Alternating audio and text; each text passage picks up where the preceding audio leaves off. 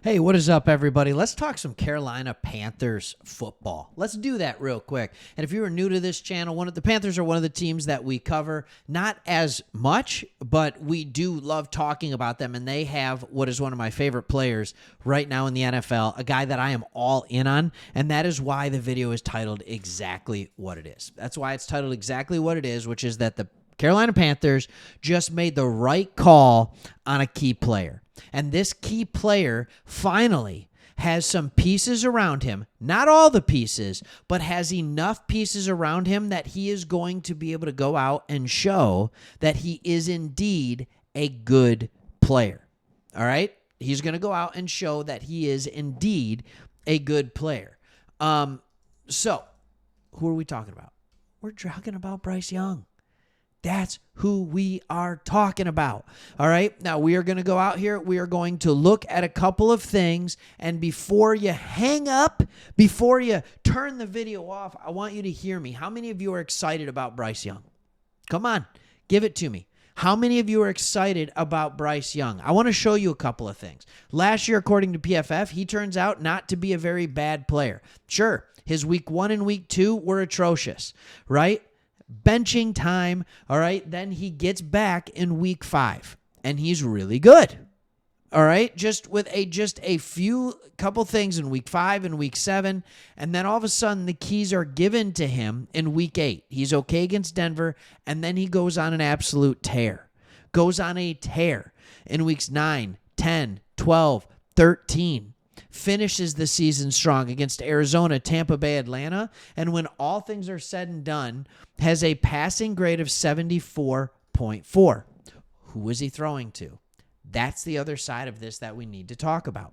He simply did not have the weapons. His first year in the NFL, he did not have the coaching. Didn't have it. His second year in the NFL, he gets the coaching, doesn't have the weapons. He just didn't have them.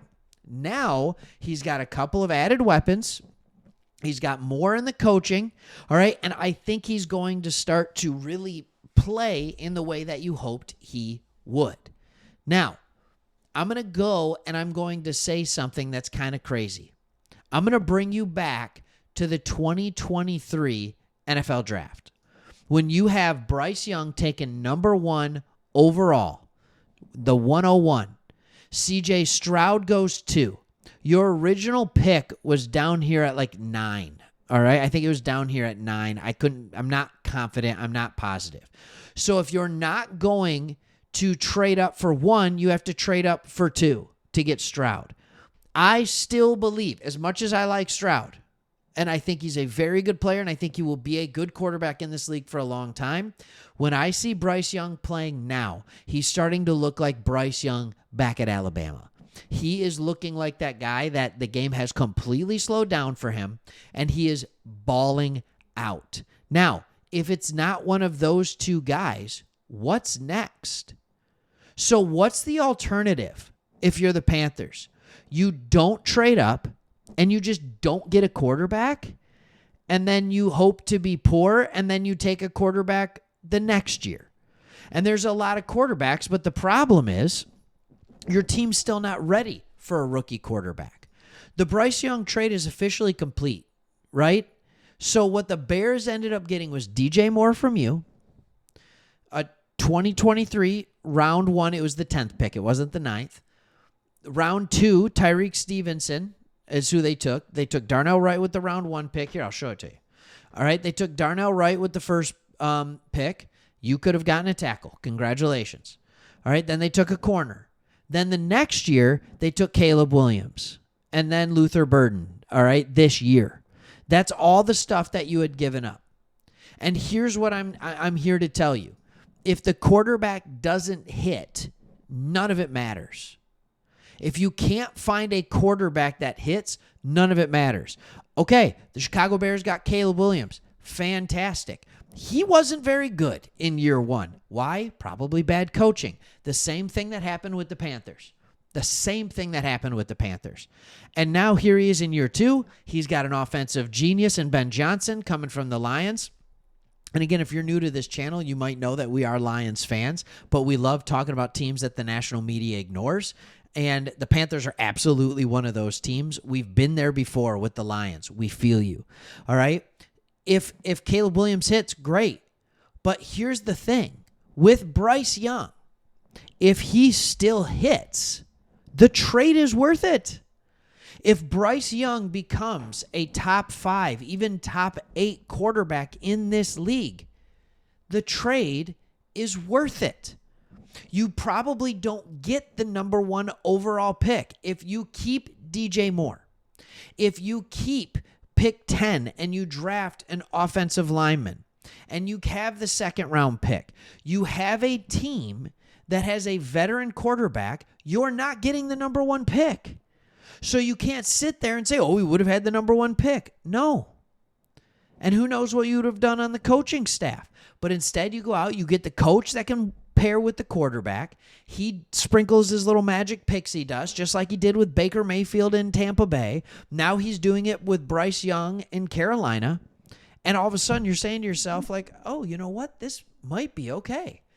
And this is the long game in the NFL. Now what you need is you need Tet McMillan to hit. That's what you need. You need Chuba to continue to play well. Not only that, but the unluckiness like that your team has just simply had to deal with. Like, how unlucky. Like, and that's another thing that I think is nobody is talking about.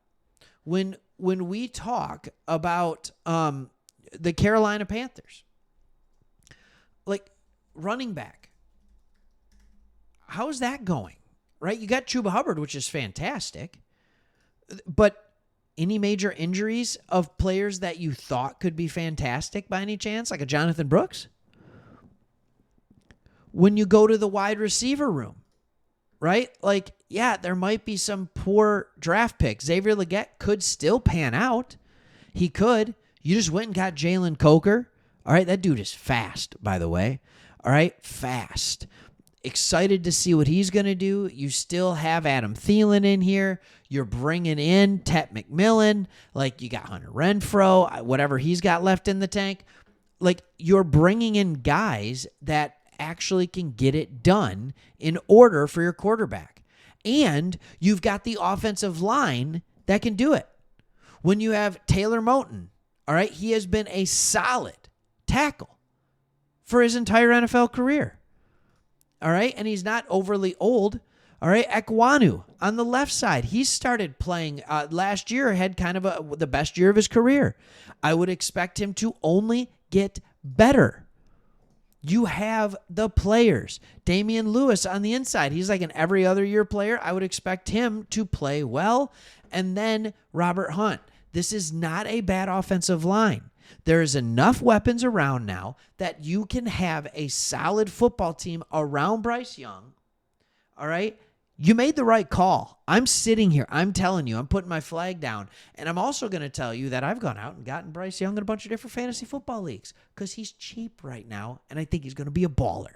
All right? In fact, I would think about the number 2 pick in that draft, C.J. Stroud. I'd think about trading him straight up for Bryce Young right now. I would. All right. That's all I got to say. Thanks so much for watching. See you on the next one.